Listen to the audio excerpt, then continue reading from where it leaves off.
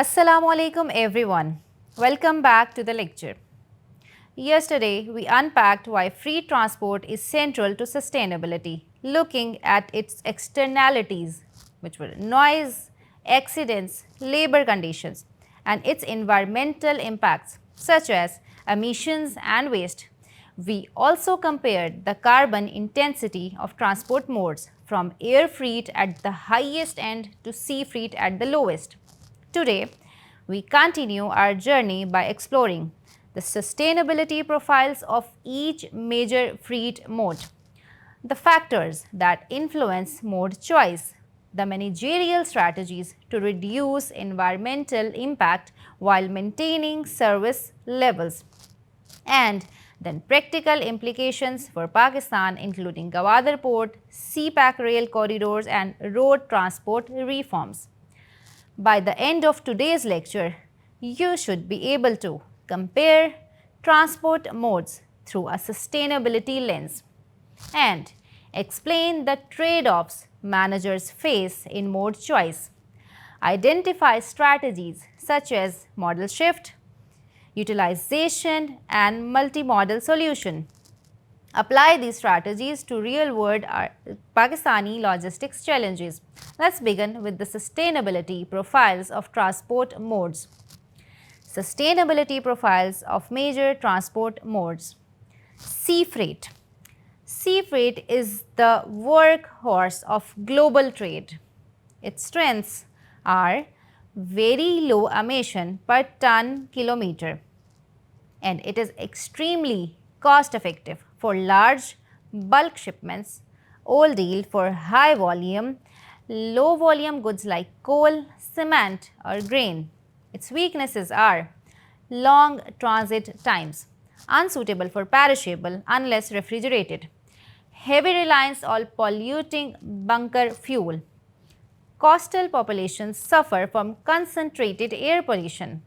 One key mitigation strategy is slow steaming, deliberately reducing vessel speeds, which cuts emissions significantly without major cost increases. For example, Gwadar Port under CPAC is positioned as a future hub for sea trade if managed sustainably. Using cleaner fuels, efficient port logistics, and hinterland rail connectivity, it could become a low emission gateway for Pakistan's imports and exports. Number 2, rail freight. Rail freight has a strong sustainability case. Its strengths are very low emissions per ton kilometer. It is safe due to segregated infrastructure. Ideal for heavy, steady flows such as cement, steel, or coal. Its weaknesses are fixed infrastructure means limited door-to-door coverage. It requires multimodal integration with the road for first and last mile. Environmental performance depends on whether the electricity grid is clean or coal heavy. For example, Pakistan Railways has lost much of its freight market share to trucks over the decades. Under CPAC, upgrading main freight lines could revive rail freight. For example, shifting containers from Karachi port to Lahore by rail rather than road would cut both costs and emissions. Road freight. Road is the backbone of the most inland logistics system. Its strengths are extreme flexibility, door-to-door coverage anywhere, everywhere. It's vital for last mile delivery and time-sensitive goods. It supports just-in-time and efficient consumer response system. Its weaknesses are it's the largest contributor to freight emissions. It generates congestion and urban air pollution. It is highly sensitive to vehicle utilization, loading factors. For example, in Pakistan, more than 90% of inland freight moves by road, mostly on diesel-powered trucks. Congestion on highways like M9 and urban air pollution in Karachi are direct consequences. For companies like Engro or Lucky Cement, this increases both costs and risks. Air freight. Air freight sits at the opposite end of the sustainability spectrum. Its strengths are it is the fastest mode for long distances and it is critical for high volume perishable or urgent goods like medicine, electronics or fresh mangoes. Its weaknesses are it produces the highest emissions per ton kilometer. Its emissions at altitude amplify climate effects. It is extremely expensive compared to other modes. For example, Pakistan exports mangoes and flowers by air to Gulf market. While profitable, these exports have a very high carbon footprint. Exporters must weigh whether this mode is sustainable in the long run or whether new cold chain sea freight routes could be developed. Pipelines. Pipelines are a specialized but efficient mode. Its strengths are very low marginal emissions once built. It's efficient for large continuous flows of liquids or gases like crude oil, natural gas. Its weaknesses are it has a high capital cost, limited flexibility, it cannot carry diverse products, pumps and heating systems require energy. Pakistan relies on pipelines for transporting oil and gas. Expanding pipeline infrastructure could reduce road tanker traffic, cutting accidents, congestion, and emissions. Factors influencing mode choice. Now, let's discuss what actually drives mode choice in supply chains. Operational constraints. The choice is often shaped by infrastructure availability and the regulatory environment.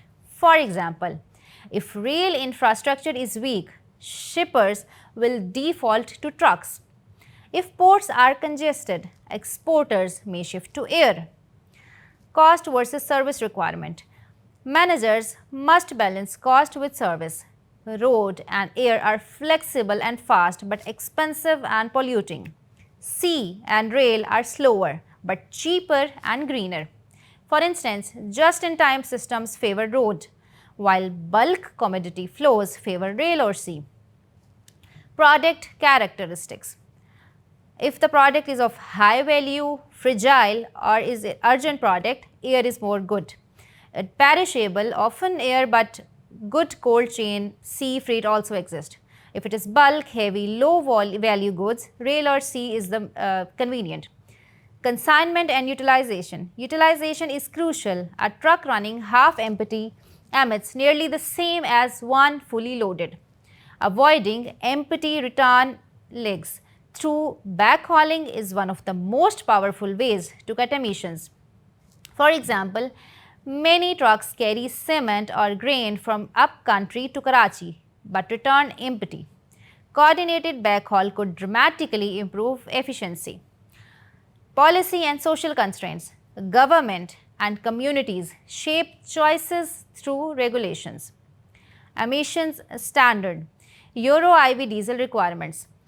Low emission zones, urban centers restricting diesel trucks, night delivery bans to reduce noise.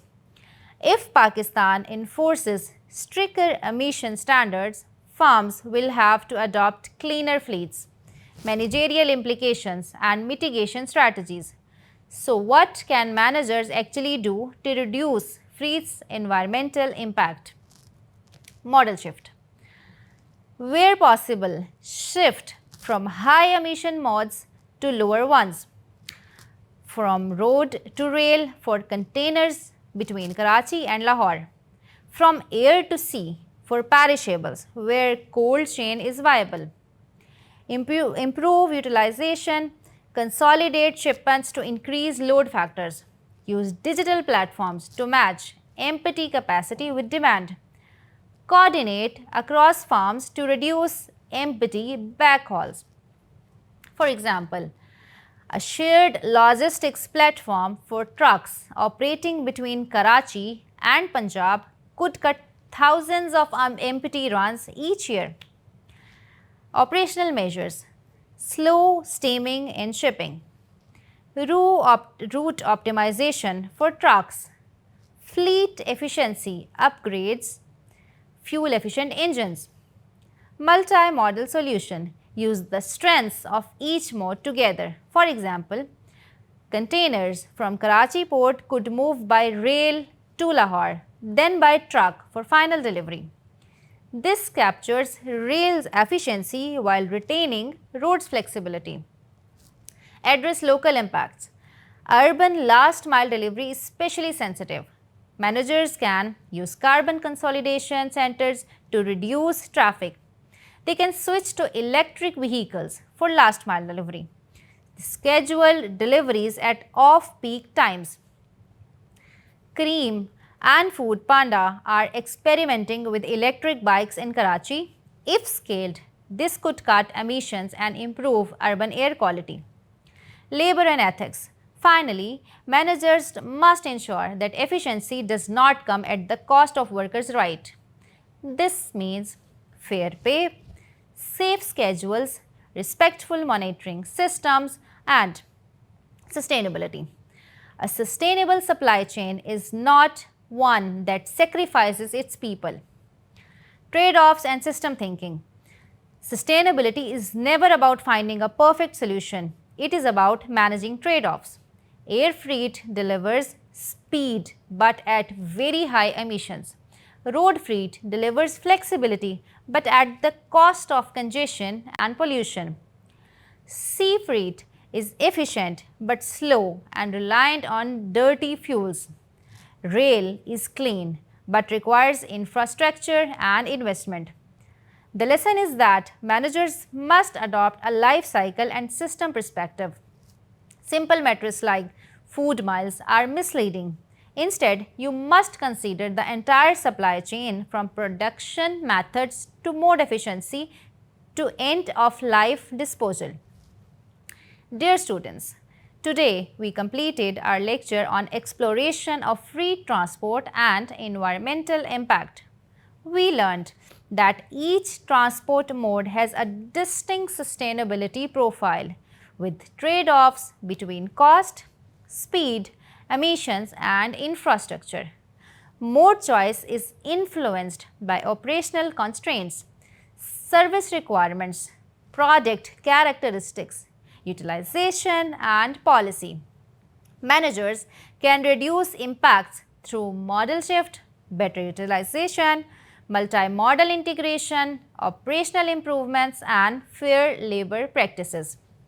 In Pakistan, opportunities lie in reviving rail freight, expanding pipelines, improving road fleet efficiency, and experimenting with urban electric mobility. As future managers, remember, the way you design transport in your supply chain will not only affect cost and delivery times, but also shape environmental, health, social equity, and global competitiveness.